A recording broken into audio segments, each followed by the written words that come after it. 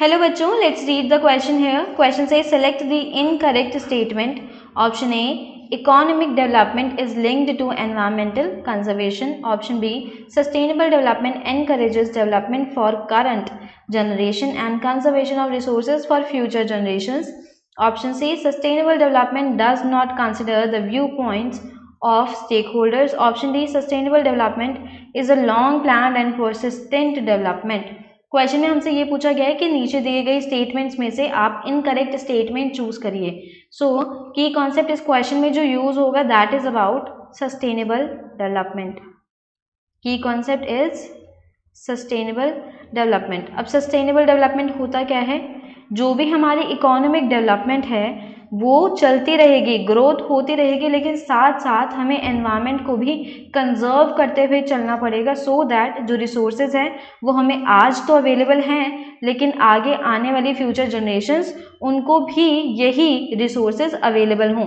सो sustainable development क्या कहता है? इट स्टेट्स की डेवलपमेंट या ग्रोथ होगी, इसके साथ साथ growth should encourage the appropriate usage of environmental resources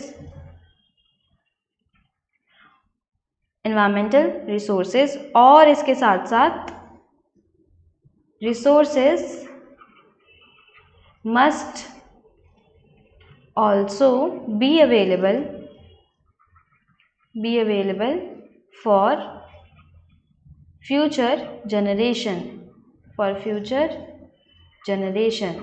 sustainable development क्या कहता है? इट स्टेट्स की डेवलपमेंट या ग्रोथ इस तरीके से हो ताकि वो हमारे आज की नीड्स को पूरा कर सके.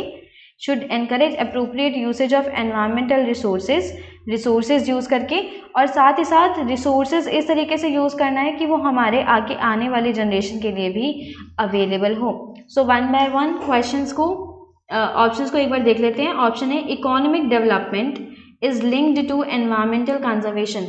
ये स्टेटमेंट एक तरीके से सही है क्योंकि सस्टेनेबल डेवलपमेंट यही कहता है कि जो इकोनॉमिक डेवलपमेंट है, जो इकोनॉमी को डेवलप करने वाली डेवलपमेंट होगी वो एनवायरमेंटल कंजर्वेशन को भी ध्यान में रखते हुए होनी चाहिए. So this statement is correct.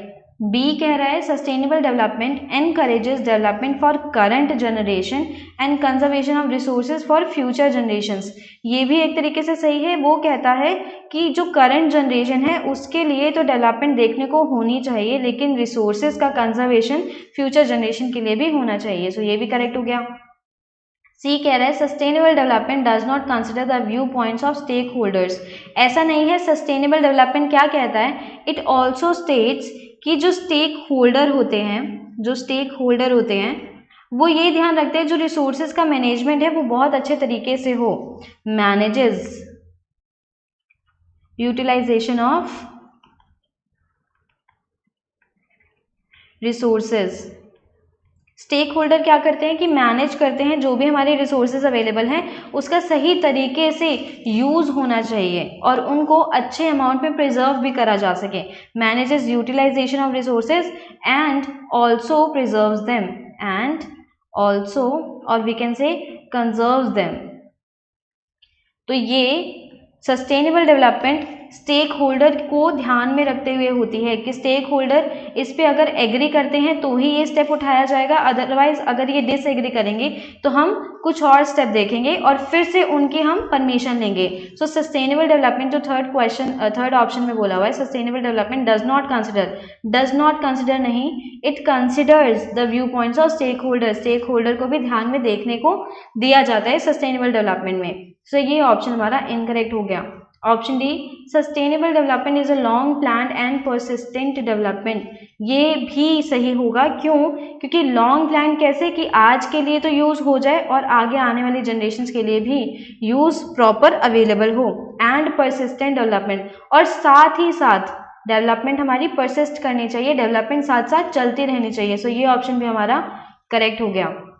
So the final answer to the question should be which is an incorrect statement. So C would be the answer to this question. I hope you understood this well. Thank you. Best of luck.